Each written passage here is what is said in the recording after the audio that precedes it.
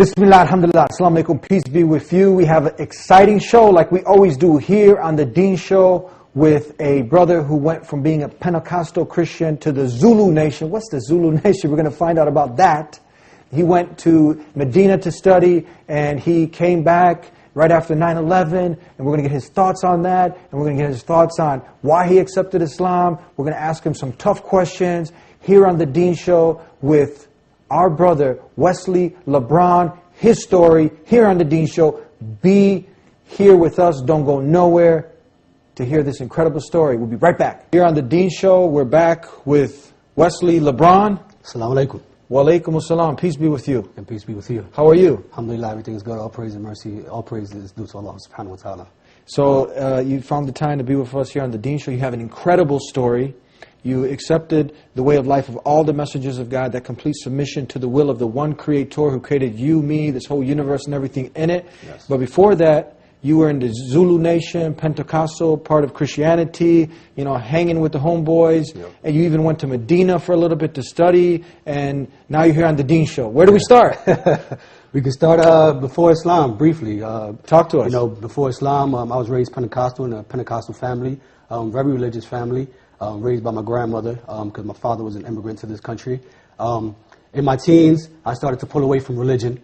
I started to think about Jesus Christ and Him being a man and walking on the earth, and I had a problem with worshiping Him. So I started worshiping God. And then, of course, being in middle school and high school, got involved with friends and partying, and then started selling drugs and being out in the street and hanging out. So religion just completely left my mind altogether until my mother, she used to raise foster children, and this one kid that came up in our home named Edgar, his mother had died of AIDS, his father was in jail for most of his life, he was 17 years old, he introduced me to the Zulu Nation in New York. He said, look, there's this organization, the Zulu Nation, I would like to take you up there so that you can go ahead and get to see what it's about. And Africa Mambata, who was big in hip-hop, he was the leader, and he was the one that used to give the meetings.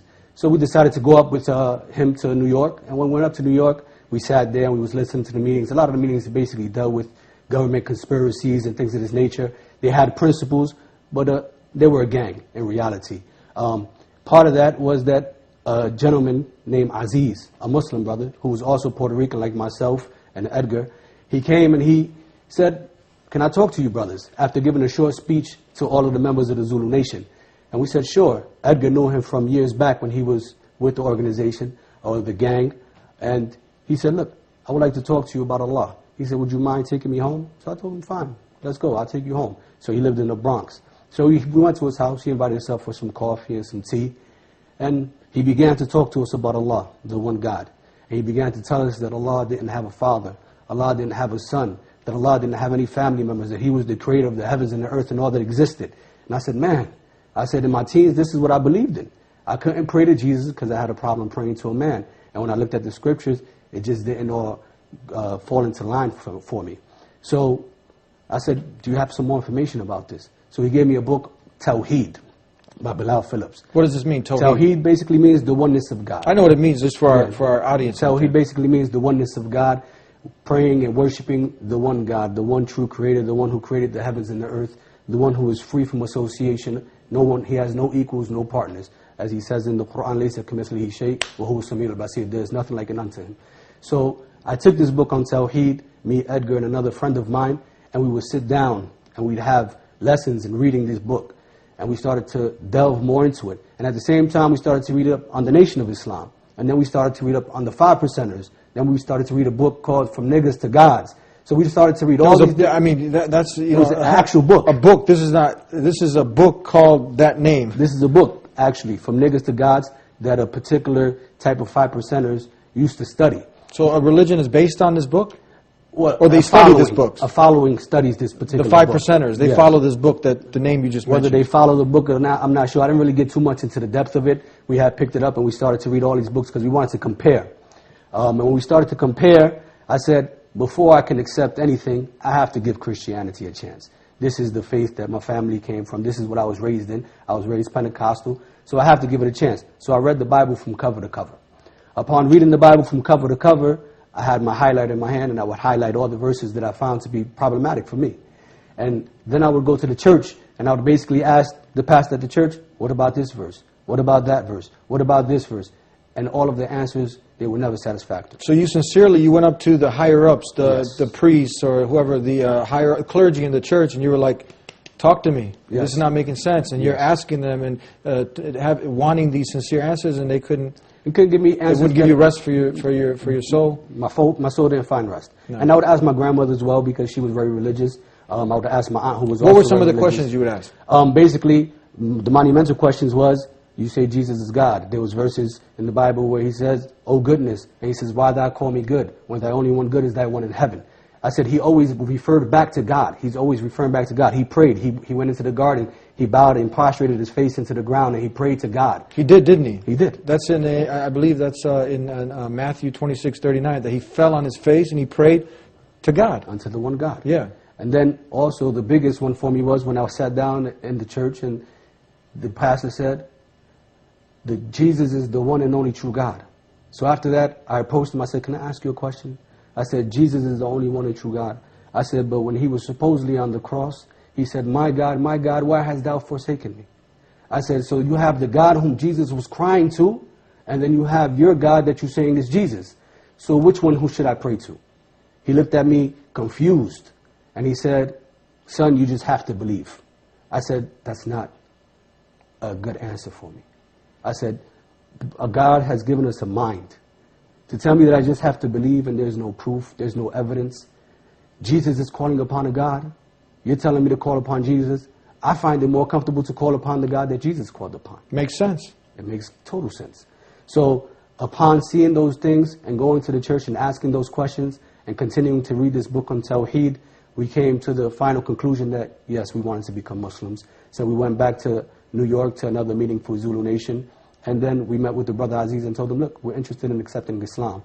And at that point, he actually showed us a movie called The Message about the Prophet Muhammad. May peace and blessing of Allah be upon him. We watched the movie, and it put more certainty in our heart. And then we became Muslims. We took Shahada that night. What did you have to do to become Muslim? To become Muslim, we had to take the testimony of faith, basically. Say, Ashhadu an la ilaha illallah wa ashhadu anna Muhammad Rasulullah, which basically means, I bear witness that there is no God worthy of worship except Allah, and that Muhammad is the final messenger and prophet sent by Allah. I found this statement so profound because if you connect it back to Jesus' time, Moses' time, Abraham's time, it was the same statement. There's no God but the one true God, nothing worthy of worship except the one true God. In Arabic we just say Allah. In Aramaic, Jesus said Allah. And Jesus was the messenger of God at that time, Moses at his time, Muhammad now at this time. Yep. That's the statement, right? Yep, that's the statement. The one universal message that he carried. And that's the message that we found to be universal within the Bible itself. And that's what gave us the conviction to become Muslim. So what goes on from there? From there, after that, we still was dipping and dabbing in this because we were new Muslims, so we didn't really know much, unfortunately. So we still partied, we were still drunk, unfortunately.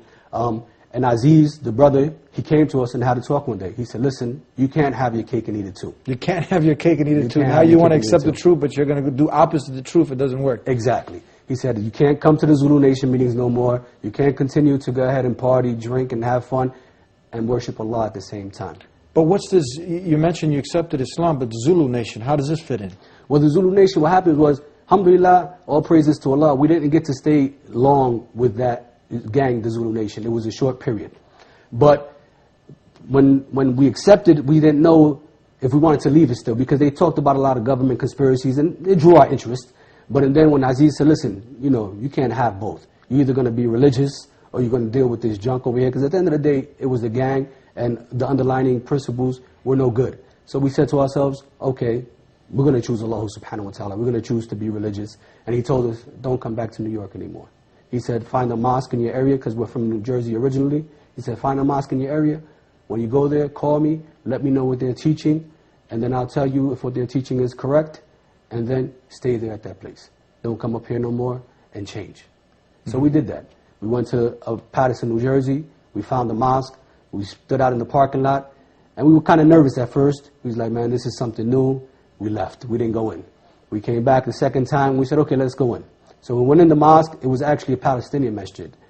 When we walked in, everybody speaking Arabic, no English. Everybody's talking words. Assalamu alaikum, may peace be upon you. Jazakallah khair, may Allah reward you. All these words, and we're sitting there, astonished because we didn't know what these words meant. We're gonna get into some of the definition of these common used words that you've heard, and we got so much more to talk about here on the Dean Show with our brother, your brother, Abu Sumaya, here on the Dean Show. We'll be right back. Back here on the Dean Show with Abu Sumaya, formerly Wesley LeBron? Yes, correct. What, like Wesley Snipes? Like Wesley Snipes and like LeBron James. Yeah, so why did you change your name? Well, when we first accepted Islam, you know, it was a big thing. I walked in and met Muslims, and everybody has these different names, and we started to find out what they mean. So a good friend of mine who accepted Islam with me, Tony, he said, we started looking at the attributes of Allah. So one of the attributes was Abdur Razak, which meant the provider, of the servant of the provider, meaning Allah. So he said, you have kids. You're always providing for your kids. You're always taking care of people. You're always helping people out.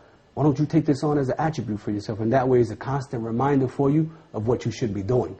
So I said, wow, that's great. I said, yeah, definitely. So I took on the name of Abdur Razak at that point. And then they called me Abu Sumaya, which basically means the father of Sumaya. So my youngest daughter, her name is Sumaya. Your daughter's Sumaya, Abu Sumaya, so our viewers who are not Muslim, they can have a better understanding. Exactly. So there's meaning behind these names. Definitely. Yeah. There's definitely meaning. Okay, so tell us now, continue on. Let's just go back real quick, the Zulu nation. But so they had they took some of the teachings of Islam, but technically, do they have anything to do? Are they?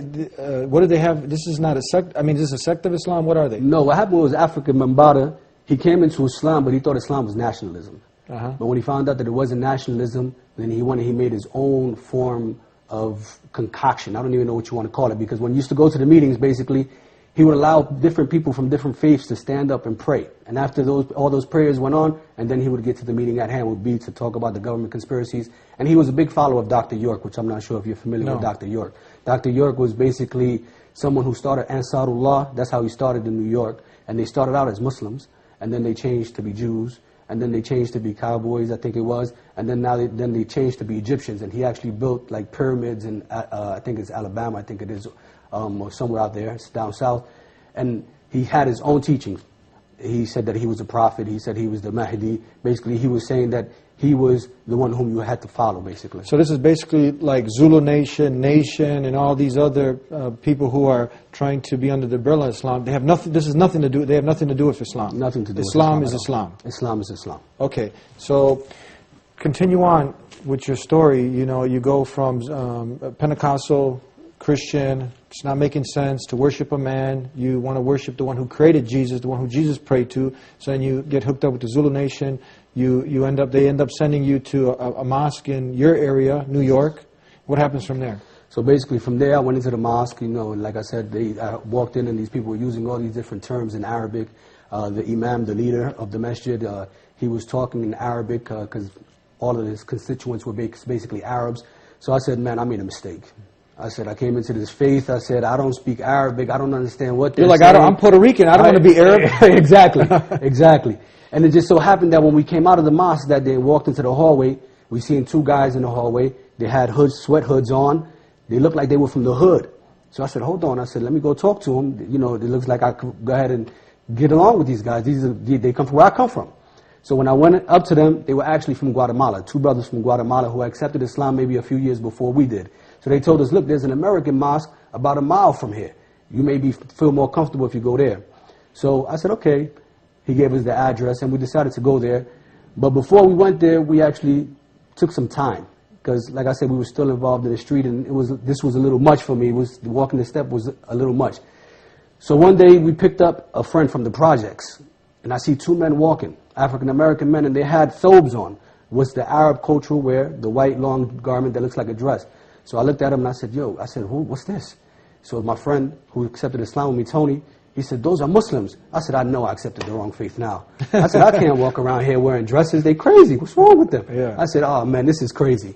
So we decided, said, look, let's go to the American Mosque in Patterson, the other one, and see what's going on. And lo and behold, when I walk in, the same man that I saw at the projects with the thobe and the white dress on, he was the imam there. And it just so happened that we sat down and we began to talk to him, and that became a long, beautiful friendship that I had with that particular imam. So one day, it just so happened, I was at home, drinking, smoking with friends, and we're sitting out on my porch. While we're sitting out on my porch, I'm looking into the sky. I'm just looking at the moon. I'm looking at the stars. It's about 3 o'clock in the morning. And the story of Ibrahim, I had read it in the Quran just recently about him talking to his people, talking about the son must be my Lord. Look at how strong it is. And when the night covered the day, he said, that can't be my Lord, because verily is weak. So I started contemplating on this story, and I said, if I don't change, Allah is going to destroy me. At that moment, I told my friends, get up, get out of my house. They said, what are you talking about? You drink, you get high, now you don't know how to act? I said, no, this is the first time in my life that I know exactly what I'm doing. I said, get up and leave. At that point, I knew that I had to cut off all of my friends. This was in the middle of the party now. This was in the middle of a gathering. Yeah. And I said, you got to go. Uh-huh. I said, were they Muslim? They weren't Muslims. Okay. I was hanging around with a bunch of non-Muslims. And I said, you got to go. But they weren't good influences for you now. They weren't good influences. They're supporting the drinking, the smoking, and calling me to it. Yeah. Calling me to it. And that's why I said I have to cut them off. And you really want to become a better human being. And I wanted to be a better person. I wanted to be a better man. I wanted to be a better father. I wanted to be a better worshiper to my Creator. So I knew that I had to get away from them. So I cut them off. I left them alone. And my second home became the masjid. I would go to work, come out of work, and go to the mosque. And I would stay in the mosque, learning, praying, sitting around the brothers so that I can go ahead and begin to develop better character. And this became my life. Tell us now, you took a major step, a major leap forward. But why? Why not just stay where you're at, hanging out? It's fun. People, drinking with the boys, chasing the ladies, going to the parties, to the nightclubs. Mm-hmm. Now you have a bunch of do's and don'ts. Yeah. You got to get up at a certain time and pray. Yeah. When it's difficult to get up, you're not supposed to be cursing, lying, deceiving. Over here, it's a pretty easy lifestyle. This, it takes a lot of effort. You know what I mean? It's a struggle. Why didn't you just stay with the easy way? Why'd you choose this hard way? Well, the easy way, it seems easy, but it's actually miserable. You live in this life that it seems to be something that seems to be all about fun and partying, but the reality is that there's no fun. After it's all over, you woke up, you had a hangover, you may have got a woman pregnant like I did 2 times, ended up having 2 kids, now you got child support. It has consequences with it. And then when I began to live the life of faith, it began to become sweet. Sweet? Sweet. Life began to taste so sweet. Faith began to taste sweet. I began to feel like a person all over again. I began to feel free. When I worshiped God, I was able to worship Him with peace in my heart. I was able to walk around and show my family. My family, when they saw the change in me, it was incredible. At first, they didn't want to know nothing about me. You're a Muslim, get out of here. You're worshiping the devil. And then when they seen that I stopped drinking, that I stopped smoking, that I changed my life, I stopped womanizing. And then they came to me and said, hold on, let's sit down. This is not the same guy. This is not the same guy. We've been trying to get him to stop the whole time. It didn't work. Nothing worked. Nothing worked. But Islam worked. Islam worked. Why? So much so that my father, one time, he was at a hot dog truck and the man was praying. And when the man finished praying, he said to my father, I'm sorry, I'm Muslim. My father said, no, my son is Muslim, I understand. He said, where are you from? He said, Puerto Rico. He said, and your son's Muslim? He said, what do you think about Islam? He said, I can sleep at night now. Your father you caused so much havoc. Yes. Your father and mother couldn't sleep, but now you accepted Islam, the worship of the one Creator, and now your character got better, your life got better, and now your parents could finally get some rest. Yes, my family could finally get some rest, and they were at peace. Were they worried now also because, all the false hype that's out there that now you're going to, go and hurt innocent people, terrorize people? What about that? Well, what's amazing was that when the hype kicked in, I was actually in Medina studying. So you actually went down to the Islamic University of Medina. This is how motivated you are. You went to the university, yes, the prestigious university, to learn the religion. What happened? I went to the prestigious University of Medina to learn the religion. And I always say that Allah did not send me there to learn. He didn't send me there so that I could become a scholar. He sent me there to change my life. When I went there, I saw what worship was all about. It became clear to me that God is to be surrounded, that our life is to be surrounded around God and not God around our lives. So I was there for about 6 months. 9/11 happened, and my family was here in the States. So I felt that I had to come back because me and my wife were the only Muslims in our family, and I felt that she needed the support being a new Muslim that I needed to give her, and we needed to support each other in this particular time. And at the same time, I needed to be here to also talk to my family and prove to my family that, listen, this is not what Islam and what Muslims are all about. We're going to take a break. We got a few more questions to ask before we come to a close here on The Dean Show. You don't want to go nowhere with this exciting story. We'll be right back. Back here on The Dean Show with our brother and your brother, Abu Sumaya. Talk to us now. A few more minutes left. I want to ask you some tough questions. for the people now that are watching, the not yet Muslims, because everyone has the potential to submit to only God, the one God, the God that now you were searching for. You didn't want to worship a man. You didn't want to worship Jesus. By the way, are you like anti-Christ now? No, I'm not. Basically, I'm for Christ. If we don't believe in Christ, we don't believe. That's what our prophet taught us. So we love Christ just like we love Muhammad. We love Christ more than the Christians do. Well, that's a bold statement. Can you back that up? Oh, of course, definitely. You know, part of Christ is in our life as well. You know, many people think that we don't believe in Christ. That was the first thing my family thought. And then we start to show them the proof. There's a whole chapter about Mary in the Quran, chapter 19. If you read it, it speaks about Mary and about all the things that Mary went through. It speaks about Jesus, all the miracles that Jesus had, all the miracles that Jesus did, everything that Jesus taught. So when we look at it, and they're more detailed than what was in the Bible. I was able to talk to my family about some of the miracles. They never heard none of these things. Mm-hmm. They were surprised. Mm-hmm. So definitely we show our love for Jesus. We definitely show our love. And someone might say, he went radical on us now. What would you have to say? No way. Basically, Islam is a religion of peace. It's a religion of mercy. It's a religion of submission. It's a religion of being at peace with humanity. You want humanity to have that peace. Our religion doesn't teach us to kill people. Our religion doesn't teach us to terrorize people. Rather, our religion teaches us, like the Prophet told us, the best Muslim is the one who's good to his neighbor. That you should bring over some soup to your neighbor. You should get to meet your neighbor. You should get to know who your neighbors are. Me and my neighbor, they tell me where their key is hidden for their home. If I'm not home, they tell me, you can come to my house, check on my house for me. This is what neighbors are supposed to be. This is what Islam is supposed to do. That you're supposed to be around in the society, and the people are supposed to feel peace and tranquil with you. So how did you feel when 9/11 happened? When 9/11 happened, I was upset, naturally, because they blamed the Muslims. And of course, my family, at first, they were like, we're fighting the enemies. And I'm like, hold on. I'm a Muslim, so am I the enemy now? And my mother was like, hold on. No. So it was baffling, you know. So we had to come and teach them, no, this is not what our Prophet taught us. Our Prophet told us that the man who kills himself in a suicide bombing, that he goes to hell. There's no permission. In times of war, we can't kill innocent women and children. You can only fight the person who's fighting you. You can't bulldoze homes. You can't tear the trees out of the front of the homes. You can't do none of these things. So if the person you're fighting stops, then you're supposed to stop as well, to show that self-restraint. So this is what Islam teaches us. Amazing, amazing. Tell us now, for the person who's still stuck where you were, and you know they're not happy. That void is there. There's an emptiness there, and they're still partying, hanging out at the nightclubs, you know, womanizing, and the women getting sucked up also, wanting the attention from the men, and, you know, it becomes just a game, a never-ending cycle. And how would you advise them? My advice for them is basically take the chance, read about Islam, read about the Quran, read about Muhammad sallallahu alaihi wasallam. May the peace and blessings of Allah be upon him. Give yourself a shot. You deserve better as a human being, as a person. You deserve more in your life than partying, drinking, being with men, being with women. Give yourself a shot. Pray to God. He's the one who created you. We're living in this existence because of Him. We breathe every day because of Him. What you have is because of Him. He's the one who provided for you. So you have to go ahead and seek after Him. You have to find out who He is. Find out what He expects of you. And then fulfill that. Amazing. Tell us now, we're almost out. We've got 1 minute left.